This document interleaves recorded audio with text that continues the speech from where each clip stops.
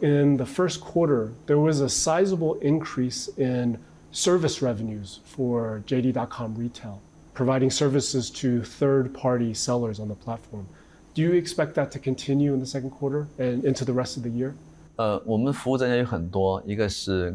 think our service revenue will grow relatively steadily in the second and third quarters. It's still hard to say how much it will grow, but it is part of the overall ecosystem for marketplace merchants. So long as we do a good job in the infrastructure of the ecosystem, the growth will remain healthy. In the first quarter, JD.com Retail reported a slight drop in revenue, but an increase in operating income. Why was that? There are many reasons. One of the main reasons is that JD.com has provided the largest and most complete supply chain in China during the 3 years of the pandemic. In the past 3 years, JD.com has won the trust of many users and has taken on the responsibility for delivery at many epicenters. Therefore, when the pandemic ended, our first quarter growth rate was slightly lower compared with our previous high base. For some other companies, they had a rather low base during the pandemic. There's a trade-off in the middle. But we did realize the changes in consumers since the second half of last year, so we've been constantly adjusting.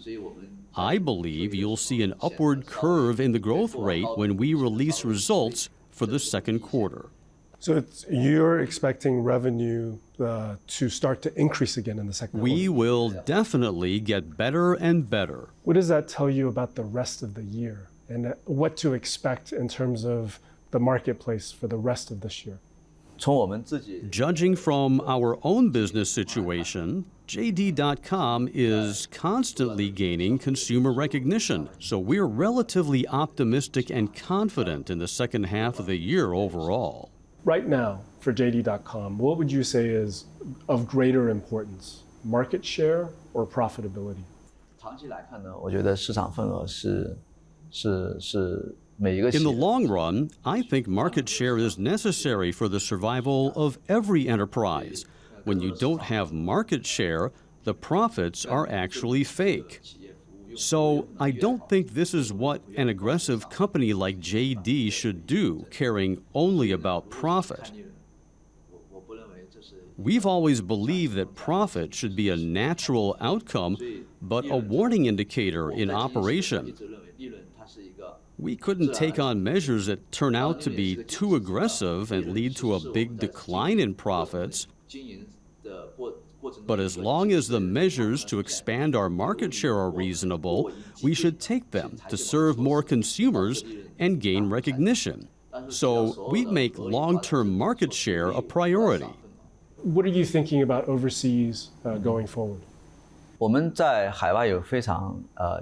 have a very clear strategy overseas.